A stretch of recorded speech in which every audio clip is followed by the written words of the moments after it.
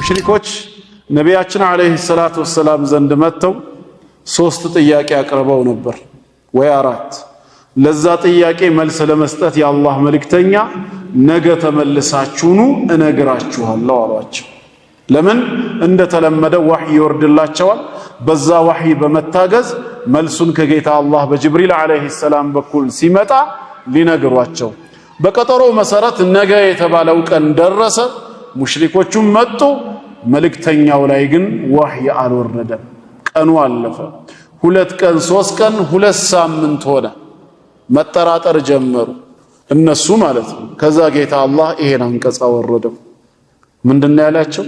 ወላ ተቁለነ ከዚህ በኋላ እንዳትል አለ። ለምን? ሊሸይኢን ለማንኛውም ነገር ምን እንዳትል ኢኒ ፋዒሉን ዛሊከ ገዳ ይሄንን ነገር እኔ ነገ ሰራዋለሁ አትበል ከዚህ በኋላ አላቸው። ነገሩ መልሱን እነግራቸዋለሁ ብለዋል ነበር። ከዚህ በኋላ ማንኛውንም ነገር እኔ ነገ እሰራዋለሁ እንዳትል ምንን ብታክልበት እንጂ ኢላ አን የሻ አላህ አላህ ቢሻ እንጂ በላል።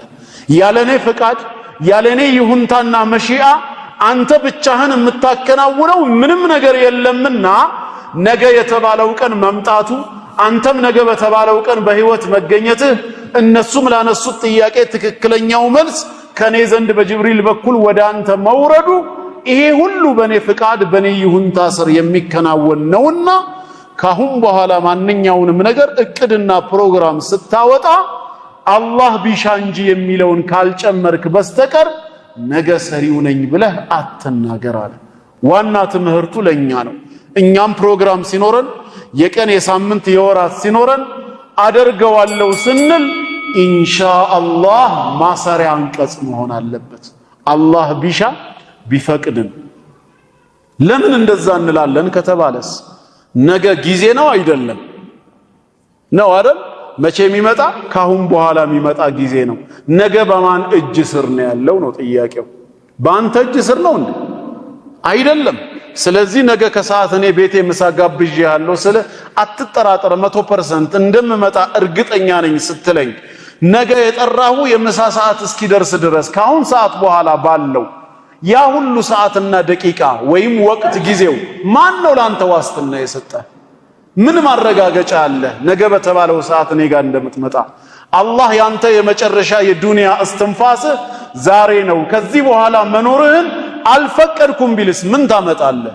ጊዜ በሱ እጅ ነው ያለው። ነገ ያንተ ሳይሆን የአላህ ነው። ስለዚህ ነገ ይሄን ሰራለው አትበል አይደለም መልእክቱ፣ ተናገር አይደለም የነገ የዓመትም እቅድ አውጣ። እያንዳንዱ እንቅስቃሴህ ግን በኢንሻአላህ አጥር ውስጥ ይታጠር። እኔ ስፈቅድ ነው የሚሆነው። አንተ ስለፈለክ ብቻ አይደለም። ፍላጎትህ፣ እቅድህ፣ ፕሮግራምህ ግቡን ይመታ ዘንድ የኔ ይሁንታ ያስፈልጋል እያለ ነው አላህ።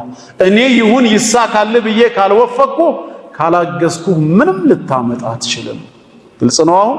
ኢላ አን የሻ አላህ ቢሻ እንጂ አለ። ስለዚህ እያንዳንዱ ፊውቸሪቲ ፕላናችን ፕሮግራማችን ወይ በውስጣችን ያለው አንተ ነገ ትምህርት ሲጨርስ ወይም ወደፊት ምን መሆን ትፈልጋለህ ሲባል ምኞታችንን ፍላጎታችንን በውስጥም ያዝነው በአንደበታችንም ገለጽ ነው። ወደ ስራውም ገባን እንቅስቃሴ ኢንሻአላህ መራሃችን አላህ የሻው ይሆናል። እሱ ያልሻው በፍጹም ሊሆን አይችልም። ቁርአንም እንዳለው ወማ ተሻኡነ ኢላ አን የሻአ አላሁ ረቡል ዓለሚን። ወማ ተሻኡ አንድን ነገር ለማድረግ አትሹም ማለት ኸይርም ይሁን ሸርም ይሁን ያን ነገር ለመከወን ለማድረግ በፍጹም እናንተ አትሹም ኢላ አን የሻአ አላህ ቢሻላችሁ እንጂ አለ። ምን ማለት ነው ይሄ? እናንተ መሺአ ፈቃድ የላችሁ ማለት ሳይሆን ፈቃዳችሁን ተጠቅማችሁ አንድን ነገር ለማድረግ እንቅስቃሴ ውስጥ አትገቡም። በዛ ፈቃዳችሁና እንቅስቃሴያችሁ ሰበብ ያሰባችሁት ነገር እንዲሳካ እኔ ብሻላችሁ እንጂ አለ። ፈቃዳችሁን በፈቃዴ ሳራ አድርጌ የምቆጣጠራችሁ እኔ ነኝ እያለ ነው ጌታ አላህ። ሰው ፈቃድ አለው ምርጫ አለው ማለት ከጌታ አላህ ተገልሎ ምን አገባው እሱ ብሎ ራሱን በራሱ ፈላጭና ቆራጭ ነው ማለት አይደለም ነው። ተቆጣጣሪ ጌታ አለብን። ፍቃዳችንን በፈቃዱ ስራ አድርጎ ይሄ ይሁን ይሳካልህ ብሎ የሚፈቅድ ይሄ ደግሞ እንዲሆን እንዲሳካ አልፈቀድኩም ብሎ ካንስል የሚያደርግ የበላይ ጌታ እንዳለን እንመን ነው። መሺአቱና ተሕተ መሺአቲላህ ፈቃዳችን በጌታ አላህ ፍቃድ ስር ነው ያለው። ከጌታ አላህ ፍቃድ በላይ አይደለም፣ ወይም ከጌታ አላህ ፍቃድ እኩል አይደለም፣ ወይም ከጌታ አላህ ፍቃድ ተገልሎ ራሱን ችሎ የሚንቀሳቀስ አይደለም። በአላህ ፍቃድ ስር ነው ያለው። ጣልቃ ይገባል ጌታችን በህይወታችን። ጣልቃ እየገባ ይሄንን ያቃናል፣ ያስተካክላል። ወደ ተበላሸ መስመር ስንሄድ ደግሞ ይሄንን እንዳይሳካ ካንስል ያደርጋል። ልክ አባት ከልጁ ጋር እንደሚያደርገው ሙዓመላ ማለት ነው። ልጅ የሆነን ነገር ማድረግ እየፈለገ አባት የሚከለክለው ለምንድን ነው?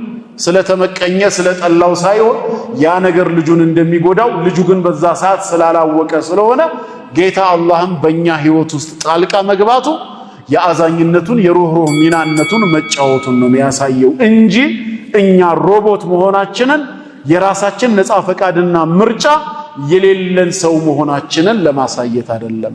ነገር ግን ፈቃዳችን፣ ምርጫችን፣ አስተሳሰባችን ብቻውን ሙሉ አይደለም። የተፈለገው ቦታ ድረስ ሊያደርሰን አይችልምና ወማ ተውፊቂ ኢላ ቢላህ የፍላጎቶቼ የእንቅስቃሴዎቼ መልካም መገጠም መሳካት በጌታ አላህ ካልሆነ በቀር በራሴ የትም ሊደርስ አይችልም። ፈቃድ ሁሉ ዓለም ላይ ያለው በማን ቁጥጥር ስር ነው? በአላህ ስር ነው። ያለሱ ፍቃድ ምንም ነገር በዚህ ዓለም ላይ ሊኖር አይችልም። ባልና ሚስት ተጋብተው ልጅን መውለድ ፈልገው ግንኙነት ቢፈጽሙ ግንኙነቱ ሰበብ እንጂ እነሱ ልጅ መስራት ስለቻሉ አይደለም። ይሄ ሰበብ ፍሬ ያፍራ እውን ይሁን ብሎ ጌታ አላህ ከፈቀደ ከወሰነ በግንኙነቱ ሰበብ ልጅ ወይም ልጆች ይወለዳሉ። አይሆንም ካለስ ጌታ አላህ እነሱ ስለተገናኙ ብቻ ይረገዛል? ስለተረገዘ ብቻ ይወለዳል? አይሆንም። ፍቃድ ከላይ ነው። ይሄንን ማመን አለብን ነው። ዓለም ሁሉ በጌታ አላህ ፍቃድ ስር ነው እየተመራ ያለው። ዛሬ በሙስሊም ወንድሞቻችን ላይ ንብረታቸው በከንቱ ሲወረስ፣ ደማቸው ያላግባብ ሲፈስ፣ ሺዎች ያላግባብ የአላህ ባሪያዎች በካፊሮች ሲገደሉ የጌታ አላህ ዝም ማለት ምንም ማድረግ ስላልቻለ ወይ ከዳር ሆኖ ተመልካች ብቻ ስለሆነ አይደለም። እሱ ነው ዓለምን የሚመራው የሚቆጣጠረው። ያለሱ ፍቃድ ሲአይኤም ሆነ ሞሳድ ኬጂቢም ሆነ ወይም የኢትዮጵያው የደህንነት ክፍል ምንም ሊንቀሳቀሱ አይችሉም። ነገር ግን ጌታ አላህ በጥበቡ የፈቀደውን ይሰራል። ምናልባትም ነስሩ ቶሎ ወደኛ ያልመጣው በእኛ ወንጀል በእኛ ጥፋት ሊሆን ይችላል ብለን አምነን በተውበት መመለስ እንጂ ጌታ አላህ ስላልፈቀደ ከሱ ቁጥጥር ውጪ የሆነ የወጣ ነገር ስለኖረ አይደለም። ተግባብተናል ወንድሞች? ይሄንንም ማመን ይጠበቅብናል። ሁሉም ነገር በአላህ መሺአ ስር ነው።